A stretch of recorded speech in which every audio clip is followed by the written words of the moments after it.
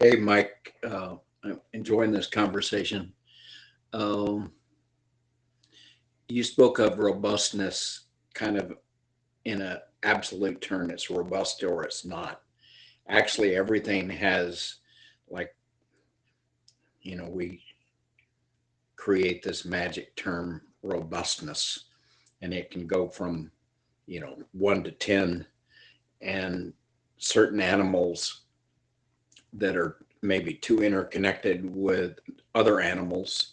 You gave an example, 5 animals, and that one in the chain breaks down, then the whole chain falls apart. So it had enough robustness to exist, but it did not have enough robustness to exist for eons. Like the mere fact that something exists for a long time is in some way a measure of its robustness. Like an alligator or a crocodile apparently are really robust because they and the system they live in, because it's never just about one thing, it's about one thing in its surroundings, is apparently very robust. And the fact that it has existed for, I'm not a crocodile expert, a million years says it is very robust. Us humans in our present form is like 300,000 years or whatever. I'm not a human expert either. Now, you can build a plant that can run 1 week, or it can operate for years with, an availability. We do something called availability of a plant, and you want to get it up to like 95%, 99%, depending exactly on how you define that word availability. Um, and another, obvious behind availability is that the plant has to still exist. Nobody dropped a bomb on it or demolished it or whatever. But in the environment, I feel less qualified to address robustness, although conceptually I get it. Um, but like in our supply chains, that's one step, away from my um, career and experience level. But I did work at plants that had very, not in terms of the world, but had complicated supply chains that, you needed multiple feedstocks and chemicals and all of that. And you had to, we typically, it made us nervous to have one supplier for something. Because if you absolutely have to have caustic and you only have one supplier that's, in a truckable distance for a tank truck, um, you should get nervous. You should be real tight with those people and know them and know their capabilities and have a relationship so that if they're only going to ship out one truck today, it needs to come to you. And that's obviously a simple example, but you multiply that by a lot of chemicals, some of them coming from overseas and some of them coming on tankers and some coming across, 5 states on a truck, whatever. That's something that in my field we had to be concerned with. And when we're designing a plant and the materials, you have to say, like, you're getting material A from this guy. They've been in business a long time, they're reliable, good deal. But just in case, what's supplier B?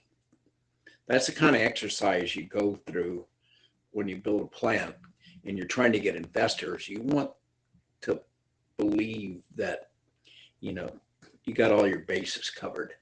And if there's some critical materials that you need, supply of certain, stainless steel or Hastelloy or something. You want to make sure, and if this valve, this pipe, this sparge or whatever has to be made out of Hastelloy to stand up in this process, you want to make sure you have a supplier of that Hastelloy and maybe a backup supplier and a backup supplier of that valve. So that's the kind of exercise. So supply chains aren't completely foreign to me. I did them on a single plant. Now, when you blow that up to an industry or to a country, that's obviously complex as hell. And the further those people get away from you, they're in China versus in California. That's not a trivial difference.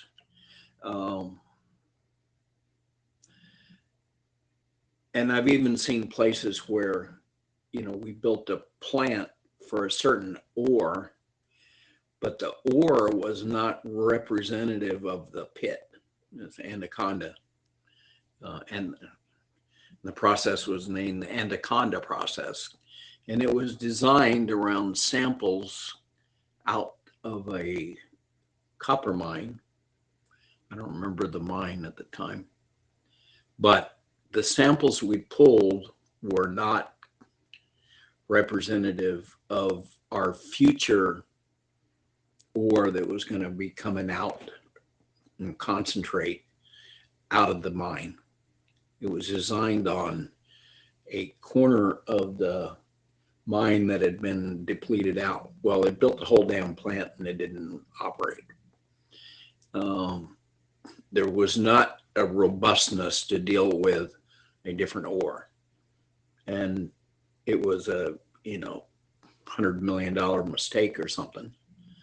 And it started the company on decline. It was, at the time, Anaconda was the biggest company in the world. And it had huge deposits in Chile, which got confiscated by the government. And then we had problems with it. We designed a plant that cost, a huge amount of money, and it wouldn't operate on the ore that we were mining. So that's like two screw ups. And it turned out the people in research realized their mistake, but no one wanted to be the messenger to say, we have a major screw up here. And we've just spent, tens of millions of dollars researching this and designing it. But guess what? Whoever was in charge, and I'm sure they blamed somebody, the way they sampled the ore and what they brought into us to test was not representative of what we're mining now. So those are, like two examples of, you didn't have a plan A and B. You had a plan A and you run out of that material and you did not have another place to get it. And the plant didn't operate.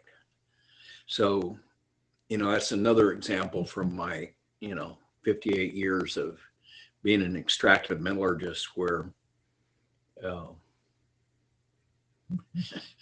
I know how it can go south. I mean, I don't know how it can go south. That's kind of the point. But it will go south. And how many of your bases have you covered?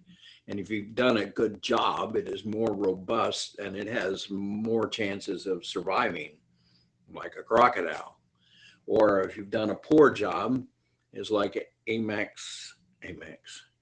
Australian Magnesium Corporation, who did not have a robust plant. They spent a truckload of money and they made pounds of magnesium, but when you're trying to make tons of magnesium, that's just not going to cut it.